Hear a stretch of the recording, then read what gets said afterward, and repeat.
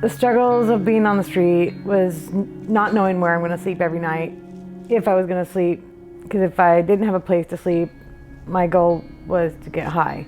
Fear is an ongoing emotion that is experienced during the stages of homelessness. They're in survival mode. They can't even think about thriving or doing anything or being anything because they're just trying to survive day to day. At one point you realize that you just, why am I even going to continue to go through all this? It's pointless. Nobody loves me. Everybody gave up on me. I have no one to call. Some women are obviously putting themselves in very compromising positions, not that they choose to be or want to be in, simply to survive, to stay off the street. I've had women that have literally had to walk all night, you know, and that's why they started meth, was so that they could literally walk all night, so that they didn't have to stop anywhere and be vulnerable. I found myself with absolutely nowhere to go, and it came to the point where I started experimenting with various drugs. I was eventually coerced into a domestic sex trafficking ring, and then I was kind of hauled off from state to state, being forced to sell my body for drugs. I was assaulted after I accepted a ride from a stranger one night and did not think I'd get out of the car alive, so it's very scary out there. The Tacoma Rescue Mission is stepping into creating a shelter and a safe space for homeless and unaccompanied women who are in a dire need for a safe place to come. They're just looking around the community. There weren't options for them to go.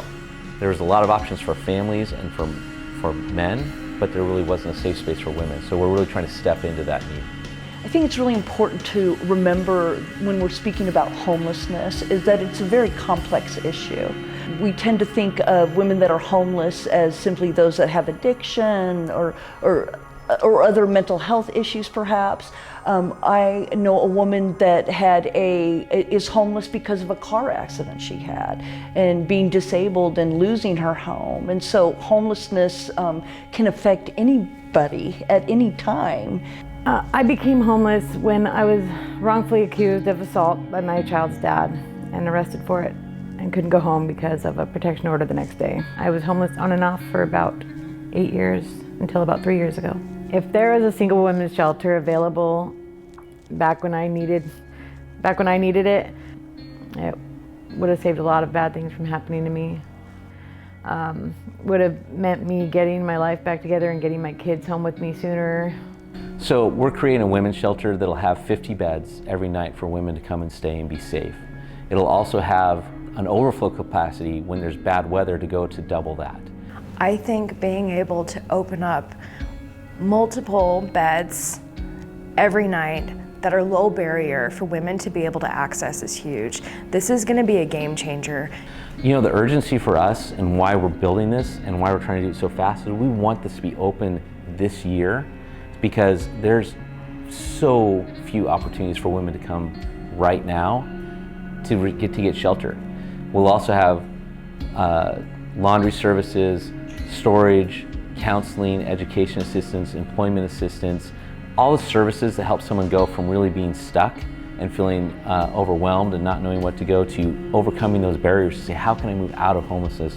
What's hopeful for the future that I can move into? What gives me hope is this project, meeting this need, this desperate hole that we've had in this community to tend to the most vulnerable women in our society.